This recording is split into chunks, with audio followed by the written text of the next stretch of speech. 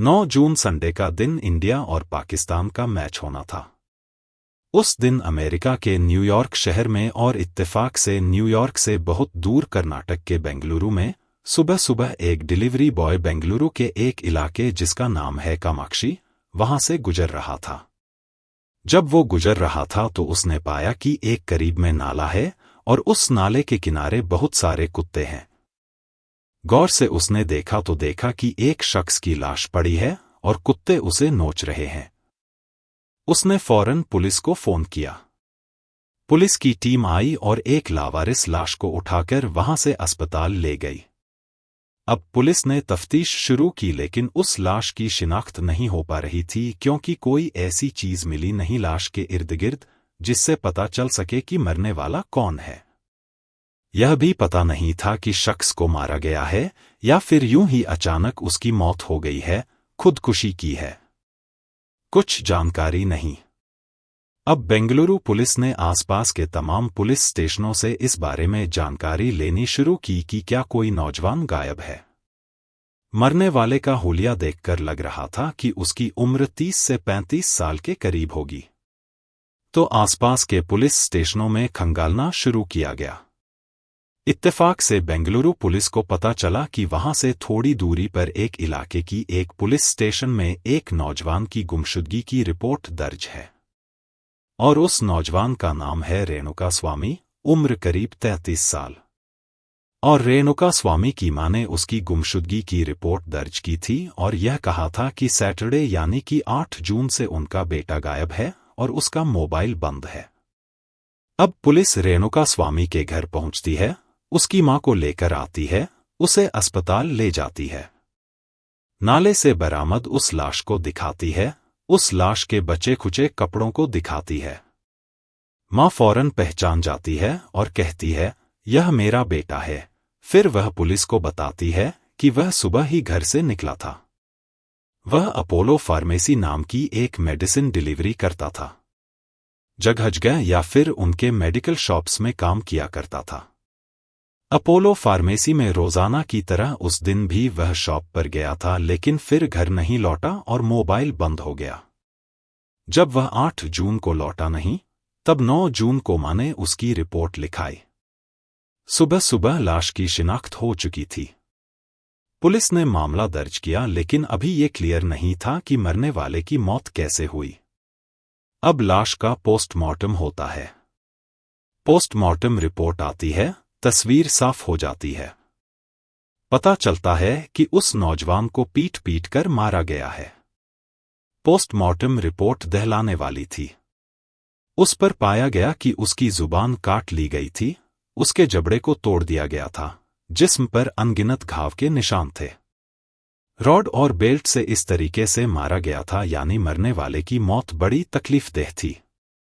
उसे बुरी तरह से टॉर्चर किया गया था। और यह सारे जो जख्म के निशान थे वो एंटीमॉर्टम थे यानी मौत से पहले के। मैंने आपको इसके बारे में बताया भी था कि एंटीमॉर्टम वो जख्म होते हैं जो किसी इंसान को जीते जी मारे जाते हैं और पोस्टमार्टम वो होते हैं जो मरने के बाद किसी के जिस्म पर दिए जाते हैं। यह सारे जख्म के निशान एंटीमॉर्टम थे यानी मौत से पहले उसे मारा गया था। यानी सीधा सीधा यह मामला कत्ल का था। अब पुलिस मर्डर का केस दर्ज करती है, तफ्तीश शुरू करती है, कातिलों की तलाश शुरू करती है। सबसे पहले यह पता करती है कि रेणुका स्वामी नाम के इस शख्स की किसी से क्या दुश्मनी हो सकती है। एक फार्मेसी शॉप में काम करने वाला 33 साल का रेणुका, पुलिस उसके बारे में जब छानबीन करती है तो पता चलता है कि उसका बिल्कुल सब कुछ बेदाग है, साफ सुथरा है। न वह किसी क्राइम में है, न उसकी कोई दुश्मनी है। सीधा साधा लड़का है, काम करता है और घर जाता है। किसी गलत सोहबत में नहीं है। दुश्मनी की कोई वजह सामने कहीं से नजर नहीं आ रही। बहुत अमीर भी नहीं है कि किसी ने किडनैप किया हो पैसों के लिए। तो फिर कोई उसे क्यों मारेगा? पुलिस अपनी तफ्तीश आगे बढ़ाती है और अभी तक पुलिस को यह लग रहा है कि यह एक नॉर्मल केस है। एक आम शख्स, एक आम नौजवान जो हाई प्रोफाइल नहीं है, किसी बड़े बाप या किसी बड़े घराने से उसका कोई संबंध नहीं है। ऐसे केस में पुलिस का रवैया लगभग इसी तरह का होता है। तो पुलिस का मानना था कि चलो, एक लाश मिली, किसी ने कत्ल किया, तफ्तीश करते हैं। और पुलिस अपनी तफ्तीश यूं ही कर रही थी। अभी तक इस केस में ऐसा कुछ नहीं है जो एक न्यूज़ बन सके और मीडिया का भी इसकी तरफ ध्यान दिया जा सके। पुलिस तफ्तीश कर रही है, लेकिन तभी अचानक एक अजीब चीज होती है। लाश की बरामदगी के ठीक अगले दिन 9 जून को यह लाश मिली और 10 जून को 3 लोग, जिस पुलिस स्टेशन के जूरिडिक्शन में यह लाश मिली थी, उस पुलिस स्टेशन में अचानक पहुंचते हैं। और तीनों वहां पहुंचने के बाद कहते हैं कि जो रेणुका स्वामी की लाश मिली है नाले से और जिसका कत्ल हुआ है, उसका कत्ल हमने तीनों ने किया। अब पुलिस हैरान हो जाती है, क्योंकि अमूमन ऐसी चीजें तो होती नहीं। कत्ल के बाद कातिल भागता है, पुलिस को गुमराह करता है। यहां पुलिस तफ्तीश कर रही है, कोई सुराग नहीं, कोई क्लू नहीं, किसी पर शक नहीं। और अचानक 3 लोग खुद ही पुलिस स्टेशन पहुंचकर यह कह रहे हैं कि कत्ल हमने किया है। पुलिस वाले पूछते हैं, अच्छा, मोटिव बताओ, मकसद बताओ, क्यों कत्ल किया? वे कहते हैं कि रेणुका स्वामी से हमारा पैसों का लेन देन था और इसीलिए झगड़ा हुआ और झगड़े में हमने गुस्से में उसे मार डाला। और तीनों ने सरेंडर कर दिया। अब लोकल पुलिस वाले उन तीनों की बातों को सच मानकर उन्हें पकड़कर हवालात में डाल देते हैं। उन्होंने सोचा चलो, ऊपर वाले ने बैठे बिठाए बिना मेहनत के केस को सुलझा दिया। कातिल इतना शरीफ कि खुद ही आ गया थाने में। केस लगभग सुलझ गया। अब थाने की पुलिस केस को क्लोज करने की तैयारी कर रही है। लेकिन इससे पहले कि यह केस क्लोज हो, अचानक उस इलाके के जो एसीपी हैं, थाने में पहुंचते हैं। पूछते हैं कि क्या हुआ इस केस का। जो आयो हैं, इन्वेस्टिगेटिंग ऑफिसर, वह बताते हैं, साहब, यह रेणुका स्वामी नाम के शख्स की लाश मिली थी और 3 लोग खुद ही थाने आ गए, शायद पुलिस के डर से, और उन्होंने सरेंडर कर दिया और पूरा अपना जुर्म कबूल कर लिया है। लेकिन एसीपी को यह बात हजम नहीं हुई। आज के जमाने में वह भी एक आम शख्स। चलो, किसी का ज़मीर जाग उठा, चला आता, लेकिन यहां 3 अलग अलग लोग और तीनों का एक ही तरीके से सोचना, यह बात खटक रही थी एसीपी को। मामला कुछ गड़बड़ है। उन्होंने कहा, ठीक है, उन तीनों से मैं पूछताछ करूंगा। तीनों को बुलाया गया और तीनों से उन्होंने अलग अलग पूछताछ करनी शुरू की। तीनों से अलग अलग पूछताछ शुरू की। क्या दुश्मनी थी? कैसे मारा? कहाँ मारा? कौन सी जगह थी? तीनों के बयान अलग अलग थे। अब यहां पर डाउट लग गया। एक कत्ल के लिए 3 लोग आए और तीनों के बयान अलग अलग हैं। यह 3 झूठ बोल रहे हैं। खैर, एसीपी ने इसके बाद पुलिस की अपनी टीम से कहा, इन तीनों के मोबाइल का लोकेशन चेक करो और मरने वाले के मोबाइल का लोकेशन चेक करो। देखो ये लोग किस वक्त कहाँ मौजूद थे, ये लोग किस किस वक्त एक साथ थे कि नहीं, यह चेक करो। वह सारी चीजें चेक करने के साथ साथ उन्होंने कहा, इनके नंबर भी चेक करो। अब जब मोबाइल में झांका गया तो पता चला कि पिछले 3 दिनों में इन लोगों ने जिन जिन लोगों से बात की है, उन सारे के नंबर सामने आने शुरू हुए। लेकिन उन्हीं में से एक नंबर पर जब पुलिस की नजर पड़ी, तो बेंगलुरु पुलिस चौंक उठी। उस नंबर पर कई बार बातचीत हो रही थी। इधर से भी कॉल किया जा रहा था और उधर से भी उस नंबर से कॉल आ रहा था। पुलिस चौकन्ना इसलिए हुई क्योंकि जिस नंबर से बार बार बात हो रही थी, वह नंबर किसी आम इंसान का नहीं था। वह नंबर कन्नड़ फिल्मों के सुपरस्टार, कन्नड़ फिल्मों के सबसे बड़े हीरो में से एक, जिनकी हर फिल्म जब आती है और शुरुआत होती है तो उनके नाम से पहले एक टैग लाइन आता है और वह टैग लाइन है, चैलेंजिंग स्टार। साउथ की फिल्मों में एक अलग परंपरा है, मेगा स्टार, मास स्टार, सुपरस्टार। इसके अलावा भी और कई नाम हैं।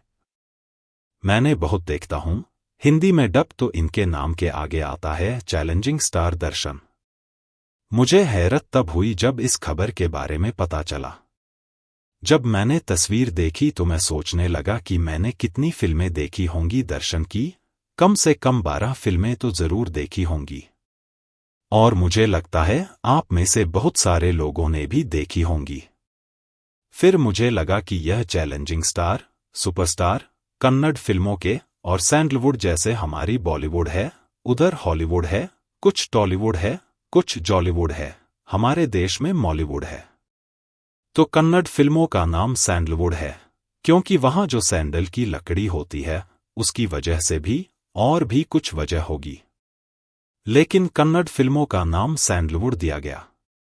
तो सैंडलवुड के सबसे बड़े स्टार, सुपरस्टार, चैलेंजिंग स्टार दर्शन 3 लोग जो खुद को कातिल बता रहे हैं, उनमें से एक के मोबाइल पर लगातार फोन कर रहे हैं और इधर से भी लगातार फोन पर बात हो रही थी। अब यहां पुलिस के लिए सोचना जरूरी था कि इन कातिलों से कन्नड़ फिल्मों के सुपरस्टार का क्या रिश्ता। और सबसे बड़ी बात जो चौंकाने वाली थी वह यह कि जिस दिन यह कत्ल हुआ और जब उसके बाद लाश को ठिकाने लगाया गया, सारी बातचीत, सारे कॉल उन्हीं 2 दिनों में पिछले 48 से 72 घंटे के दरमियान हो रही थी। जब एसीपी ने इस मोबाइल में कातिल के सुपरस्टार का नंबर देखा और इतने कॉल देखे, उसे लगा मामला कुछ गड़बड़ है। अब उसने पुलिस ने इन तीनों कथित कातिलों और चैलेंजिंग स्टार सुपरस्टार दर्शन के मोबाइल के लोकेशन को ट्रेस करने का फैसला किया। तो टावर से पता चला कि पिछले 48 घंटों में ऐसे कई मौके आए जब यह तीनों कातिल, आरोपी कातिल और सुपरस्टार दर्शन एक ही जगह पर मौजूद थे। अब यह बात बड़ी हैरान करने वाली थी कि एक फिल्म का इतना बड़ा सितारा, इतना बड़ा स्टार और ये 3 कातिल, और यह जो कुछ हुआ है इसी दौरान में सब एक साथ। एसीपी को कुछ शक हुआ। इसके बाद उन्होंने उन तीनों को फिर से बुलाया, अलग अलग तीनों से बातचीत की। और जब बातचीत की तो उनमें से एक टूट गया और फिर उसने सच बताया। एक ऐसा सच जिसकी वजह से पिछले 1 हफ्ते से बेंगलुरु और पूरे कर्नाटक और खास तौर पर कन्नड़ फिल्म इंडस्ट्री या फिर सैंडलवुड में कोहराम मचा हुआ है।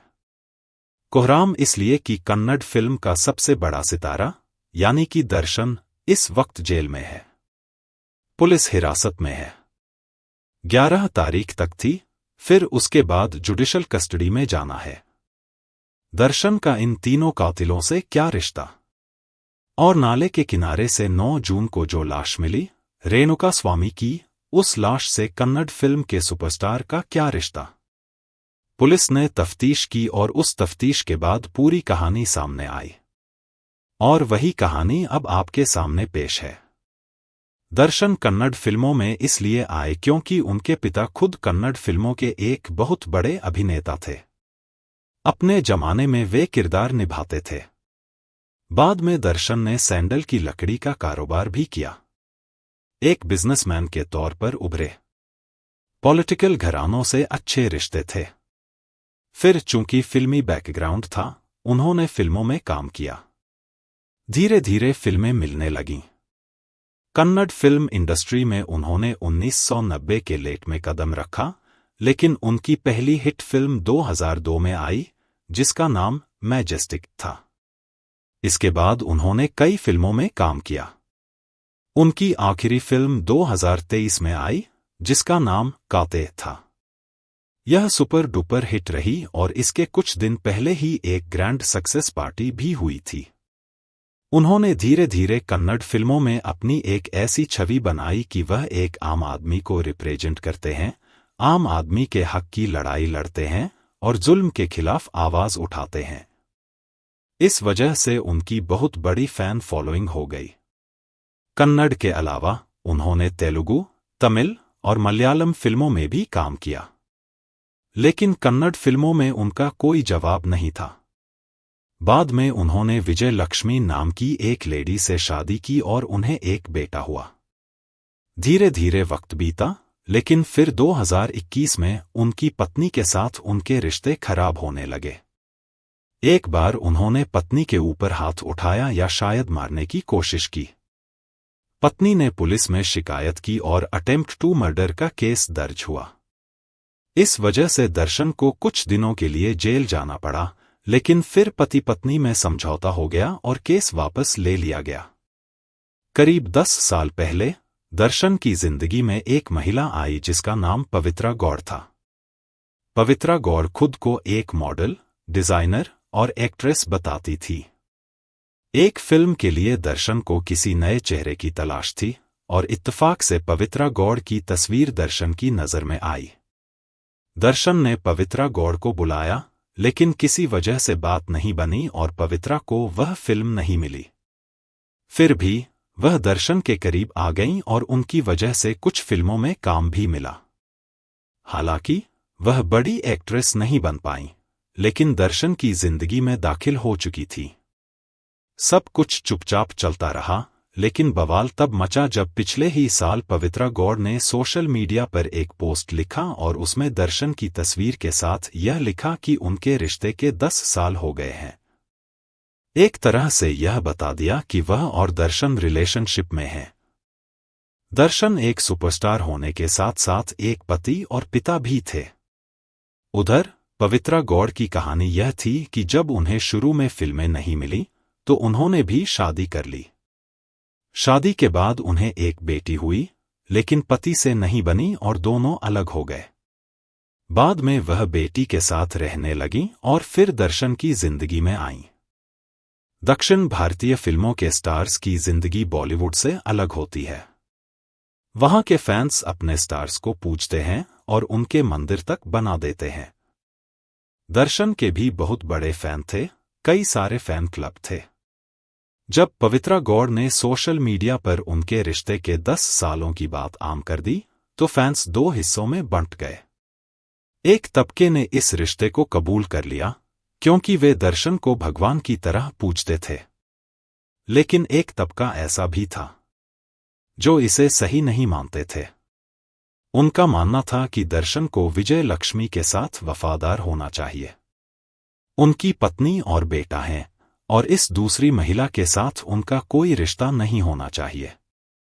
इसे लेकर लोग बड़े कमेंट्स भी करते और जब पवित्रा गौड़ ने वह फोटो डाली थी, तब भी लोगों ने बड़े कमेंट्स किए थे पवित्रा गौड़ के खिलाफ। सोशल मीडिया पर यह चलता रहता था और कई लोग कमेंट्स करते रहते थे। रेणुका स्वामी, 33 साल का एक नौजवान जो बेंगलुरु के करीब रहता था, वह भी दर्शन को भगवान की तरह मानता था क्योंकि वह उसका अंधा फैन था। दर्शन की कोई भी फिल्म हो, फर्स्ट डे फर्स्ट शो देखना उसके लिए जरूरी था। कई वर्षों से वह दर्शन का दीवाना था और दर्शन की पूजा करता था।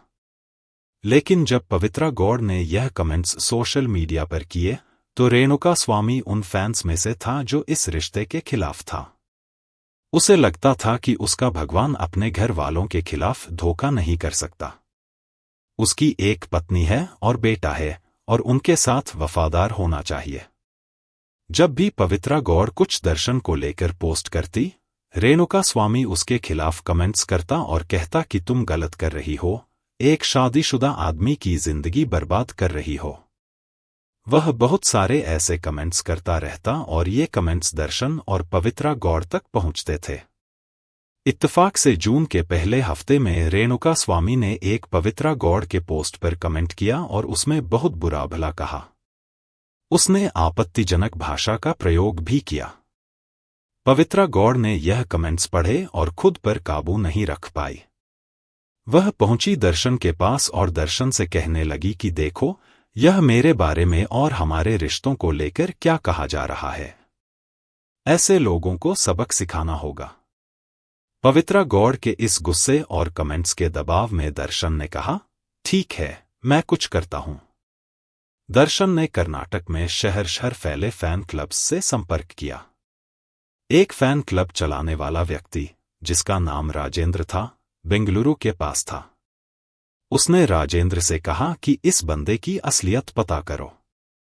रेणुका स्वामी, जो पोस्ट करता था, वह एक दूसरे आईडी से करता था। राजेंद्र ने पता करना शुरू किया और जल्द ही रेणुका स्वामी की जानकारी मिल गई। उसने दर्शन को बताया कि उसने पता कर लिया है। दर्शन ने कहा, उसे मार दो। राजेंद्र भी हैरान था कि एक सुपरस्टार ऐसा आदेश दे रहा है।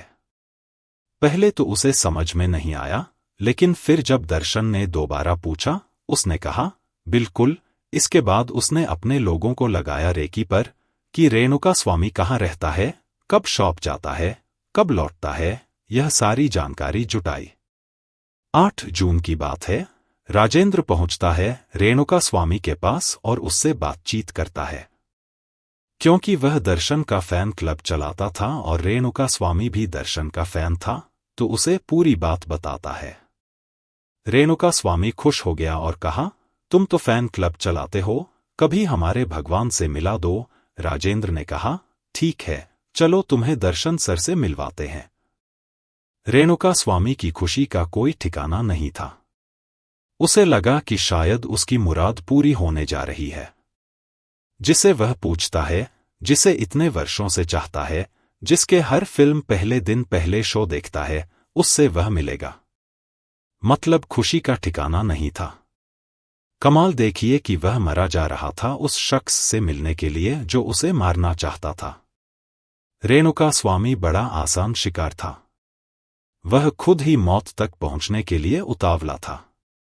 दर्शन के कहने पर फैन क्लब चलाने वाले राजेंद्र और उसके दोस्त रेणुका स्वामी को बेंगलुरु के एक स्पॉट पर ले जाते हैं, एक गोदाम में। वहां पहुंचते ही उनका बर्ताव अचानक बदल जाता है। रेणुका स्वामी हैरान रह जाता है। वहां उसे खूब मारा पीटा जाता है। वह पूछता है, मुझे क्यों मार रहे हो? उसे कुछ समझ नहीं आया। थोड़ी देर बाद रेणुका स्वामी का सारा भ्रम टूट जाता है, क्योंकि कुछ देर बाद ही जिसे वह बरसों से पूछता आया था, जिसकी हर फिल्म पहले दिन पहला शो देखता था, वो उसके सामने खड़ा था। यानी के Darshan, challenging star, superstar, megastar Kannada फिल्मों का। जब वह सामने खड़ा था, तो थोड़ी देर के लिए वह अपने जख्म भूल गया। उसे लगा कि चलो, आज मेरा भगवान मुझे बचाने आया है। लेकिन थोड़ी देर बाद शायद वह जीते जी मर गया। क्योंकि जो काम अब तक राजेंद्र और उसके दोस्त कर रहे थे, उसे बेल्ट से और रोड से मार रहे थे, अब वो बेल्ट खुद दर्शन ने अपने हाथों में ले लिया। इसके बाद दर्शन ने रेणुका स्वामी को तब तक मारा जब तक कि उसके हाथ थक नहीं गए। मारने के बाद वह वहां से बाहर निकला और बोला, अब इसे मार डालो, और चला गया। इसके बाद उन लोगों ने रेणुका स्वामी की इतनी पिटाई की कि उसने दम तोड़ दिया। कहते हैं, इसके बाद उन्हीं में से एक ने, जिसका एक जानकार रिश्तेदार कर्नाटक पुलिस में सब इंस्पेक्टर है, उसे फोन किया और पूछा, अगर किसी को मार दिया है तो उसकी बॉडी को कैसे ठिकाने लगाते हैं? उसने कहा, ले जाओ, वहां पर एक जगह है, एक नाला है। उस नाले में उसकी लाश को डाल दो, बहकर लाश दूर चली जाएगी। किसी को पता ही नहीं चलेगा, कभी लाश मिलेगी नहीं। उसी के कहने पर उस लाश को जाकर नाले में फेंक दिया कि वह बह जाएगी। लेकिन इत्तेफाक से पानी उसे बहाकर ले गया और सुबह सुबह कुछ घंटे बाद ही एक डिलीवरी बॉय की नजर पड़ गई। इस तरीके से पुलिस तक यह लाश पहुंची। अब सवाल यह है कि जब सब कुछ हुआ, तो ये 3 लोग थाने में क्यों पहुंचे और कहा कि कत्ल हमने किया? यहीं से साजिश की कड़ी शुरू होती है। पहले इन लोगों को लगा था कि रेणुका स्वामी की लाश इतनी जल्दी नहीं मिलेगी। उसके बाद तसल्ली से प्लान करेंगे। लेकिन लाश कुछ ही घंटे में मिल गई। जब यह सब कुछ हुआ, रेणुका स्वामी को पीटने के बाद दर्शन बेंगलुरु से मैसूर पहुंच गया, क्योंकि उसे एक फिल्म की शूटिंग करनी थी। उसकी एक फिल्म आने वाली थी जिसका नाम था डेविल द हीरो। तो उसकी शूटिंग थी मैसूर में, और उसी मैसूर के एक 5 स्टार होटल में वह ठहरा हुआ था। अब जब इधर लाश मिलने की खबर आई, तो दर्शन को लगा कि अब तो पुलिस जांच करेगी और उस तक पहुंच जाएगी। तब उसने फिर राजेंद्र से बात की। उसने कहा, एक काम करो, तुम 3 लोगों को तैयार करो। मैं सबको 20 लाख रुपए दूंगा और थाने में जाकर एक्सेप्ट कर लो कि यह कत्ल हमने किया, और बहाना बना दो कि पैसों को लेकर झगड़ा था। वे 3 लोग थाने में पहुंचे और कहा, हमने कत्ल किया। लेकिन एसीपी को लगा कि मामला कुछ गड़बड़ है।